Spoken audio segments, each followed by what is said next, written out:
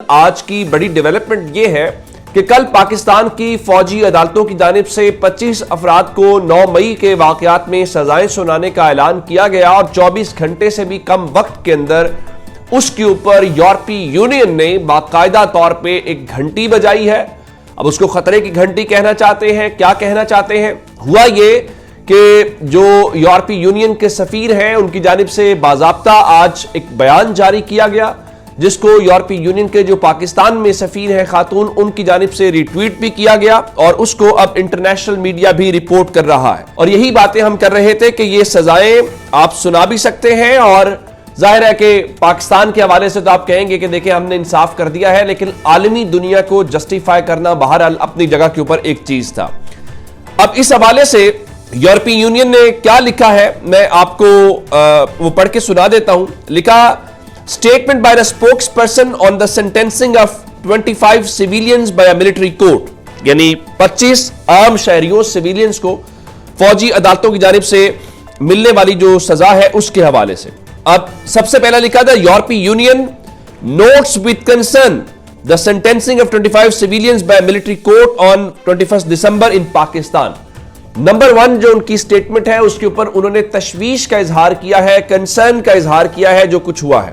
آگے کیا لکھا، These verdicts are seen as inconsistent with the obligations that Pakistan has undertaken under the International Covenant on Civil and Political Rights۔ ICCPR کا جو پاکستان نے ایک convention sign کیا ہوا ہے، ان کے مطابق یہ اس کے ساتھ مطابقت نہیں رکھتا، یعنی اس کو جو انہوں نے لفظ اس کے لیے استعمال کیا ہے انکنسسٹنٹ کا مطلب ہمارے ہاں چونکہ ہم جس کو کہتے ہیں نا کہ یہ اس کے خلاف ہے، تو انہوں نے اس کے سمجھا کہ اس سے مطابقت نہیں رکھتا۔ In line with Article 14 of ICCPR, every person is entitled to a fair and public trial in a court that is independent, impartial and competent۔ انہوں نے وہ جو کنونشن ہے ICCPR کا، اس کے آرٹیکل 14 کا حوالہ دیا ہے کہ اس میں ہر شخص کو یہ حق حاصل ہے کہ اس کا شفاف اور پبلک یعنی عوامی سطح کے اوپر اوپن ٹرائل جس کو ہم کہتے ہیں، اور ایک ایسی عدالت کی جانب سے جو آزاد ہو،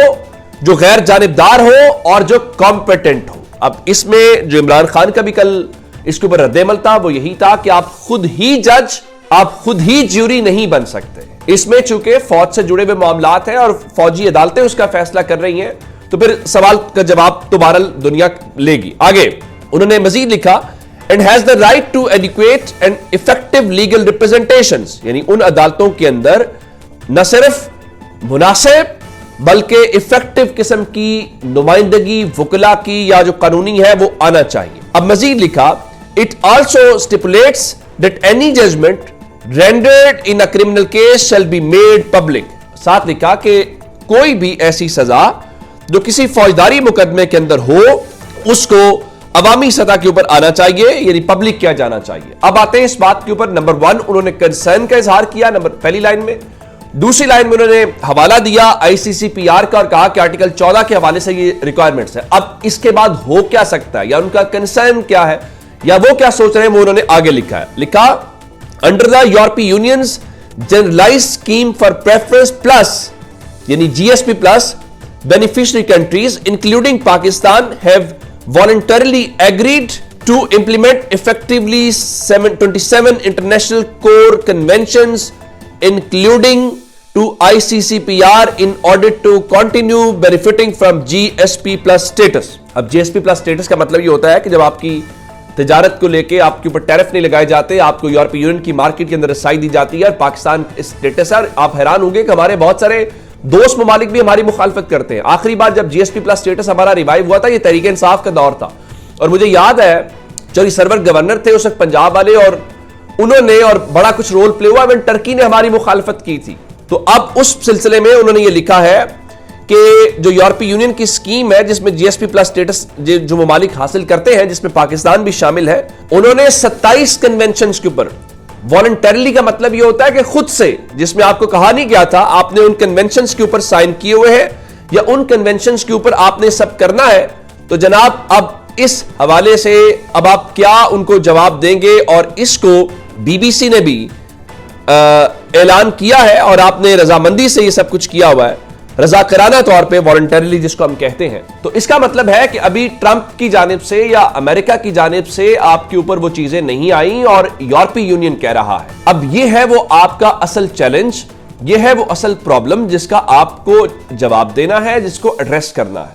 اب ظاہر ہے کہ اس کا پاکستان کا فورن آفس کیا جواب دیتا ہے یہ دیکھنا پڑے گا. اور نمبر 2، اگر آنے والے دنوں کے اندر اس کا کوئی ریویو ہوتا ہے جی ایس پی پلس اسٹیٹس کا، تو ہم کیسے کنونس کریں گے؟ ابھی آپ نے پہلے 25 لوگوں کو سزا سنائی ہے اور اس کے اوپر وہ کہہ رہے ہیں، اور آپ کہہ رہے ہیں ہم نے عمران خان کا بھی فوجی ٹرائل کرنا ہے. آپ عمران خان کا فوجی ٹرائل کریں گے تو عالمی دنیا کیسے ریاکٹ کرے گی؟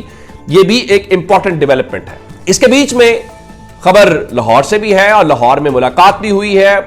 شہباز شریف لاہور میں ہے، آج انہوں نے جاتی عمرہ جانا تھا، اور شریف خاندان میں کل 23 ہے، پرسوں 24 سے ایک شادی شروع ہو رہی ہے، اور ہمیں آج اطلاع تھی کہ وہ جاتی عمرہ جائیں گے، لیکن پھر جب ہم نے معلومات لی تو شہباز شریف آج جاتی عمرہ نہیں گئے. لیکن ان سے اب شہباز شریف ظاہری حکومت ہے، لیکن ان کے پاس ایک ایسا وزیر بھی ہے جو اصل حکومت کا نمائندہ ہے، گو کہ یہ دیکھنا پڑے گا کہ اس میں ماتحت کون ہے اور کون اس کا باس ہے. محسن نقوی لاہور میں آج محسن نقوی کی اور شہباز شریف کی ملاقات ہوئی ہے. اب محسن نقوی وزیر داخلہ بھی ہیں، وہ چیئرمین پی سی بی بھی ہیں.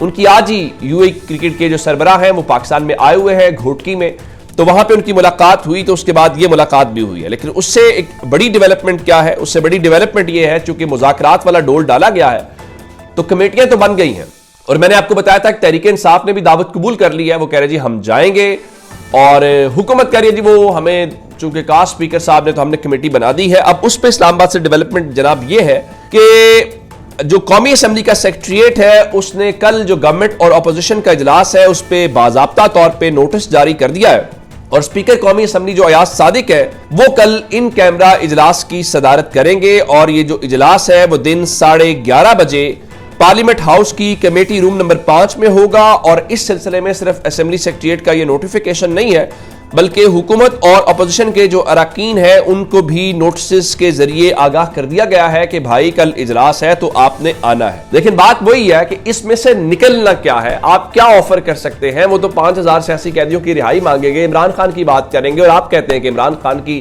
رہائی کا آپشن ٹیبل پہ موجود ہی نہیں ہے. تو خیر کل سے آپ دیکھتے ہیں کہ اس میں سے کیا نکلتا ہے. اپنا بہت سارا خیال رکھیے گا. خدا حافظ.